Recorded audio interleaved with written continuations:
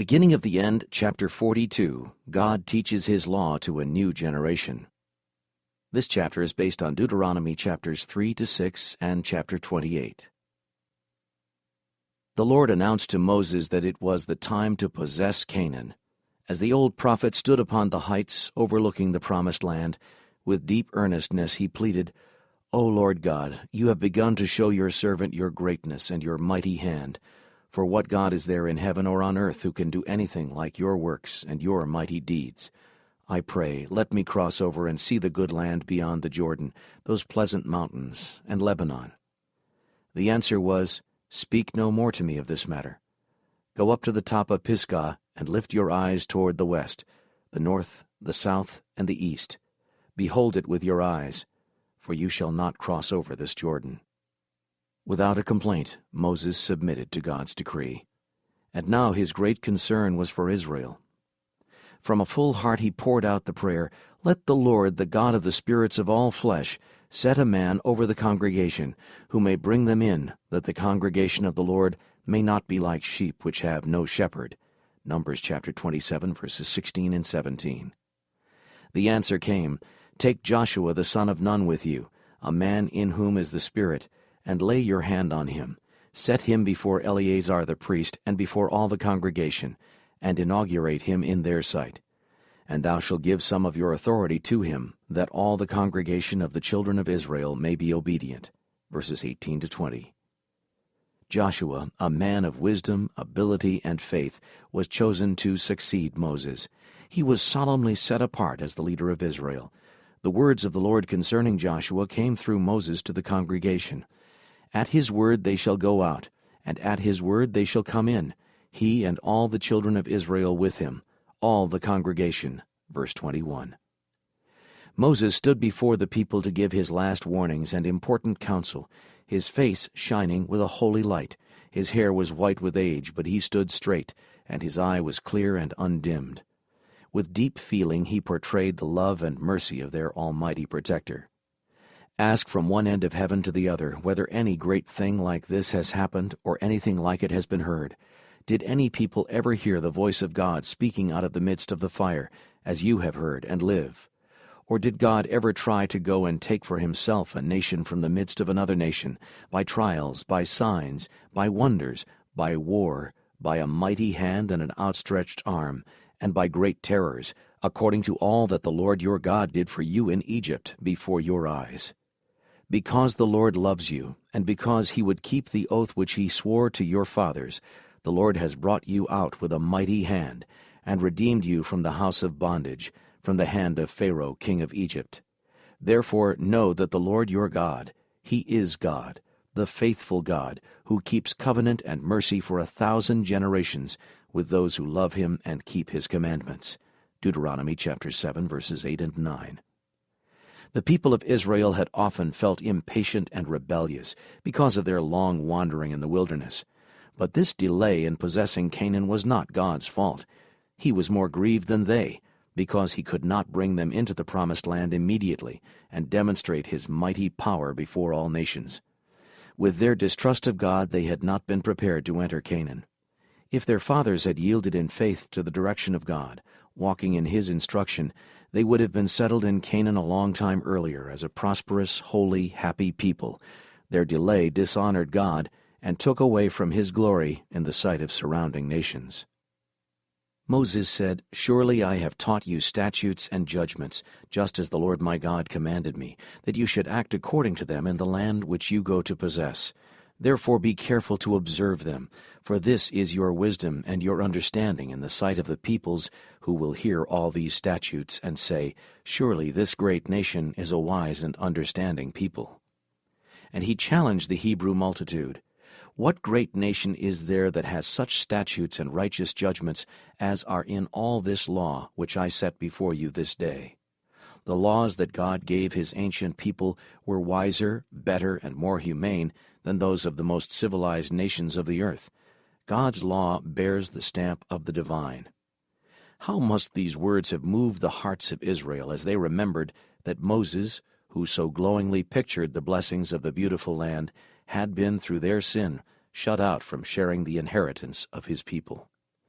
The land which you cross over to possess is a land of hills and valleys, which drinks water from the rain of heaven. A land of brooks of water, of fountains and springs, that flow out of valleys and hills. A land of wheat and barley, of vines and fig trees and pomegranates. A land of olive oil and honey.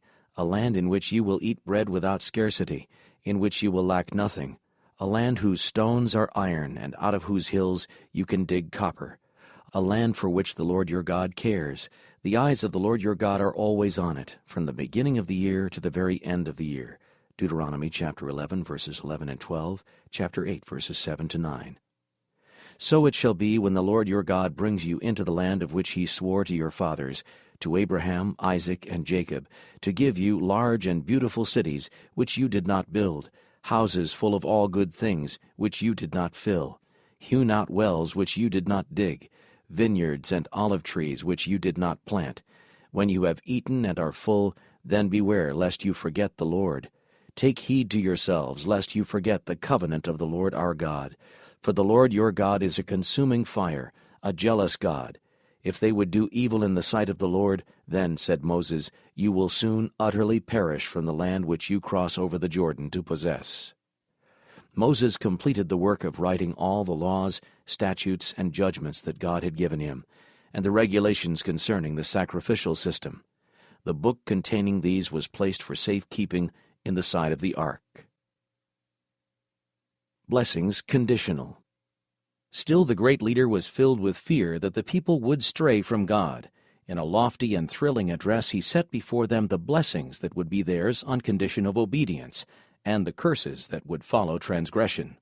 If you diligently obey the voice of the Lord your God, to observe carefully all his commandments which I command you this day, blessed shall you be in the city, and blessed shall you be in the country, in the fruit of your body, the produce of your ground, and the increase of your herds.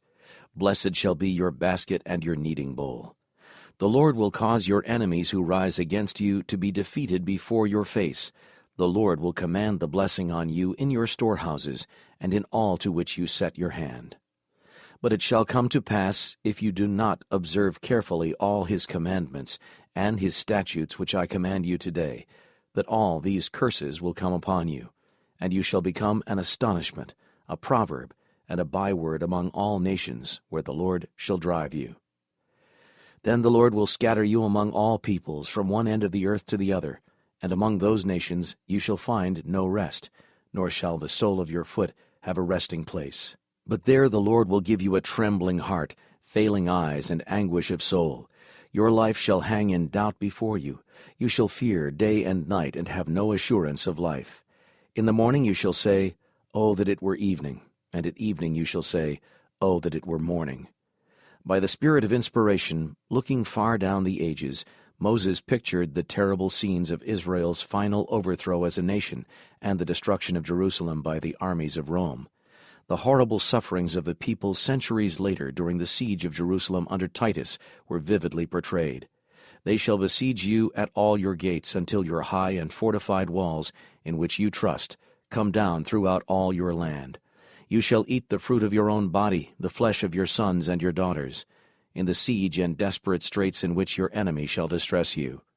The tender and delicate woman among you, who would not venture to set the sole of her foot on the ground because of her delicateness and sensitivity, shall refuse, to the husband of her bosom, her children whom she bears, for she will eat them secretly for lack of everything in the siege and desperate straits in which your enemy shall distress you at all your gates.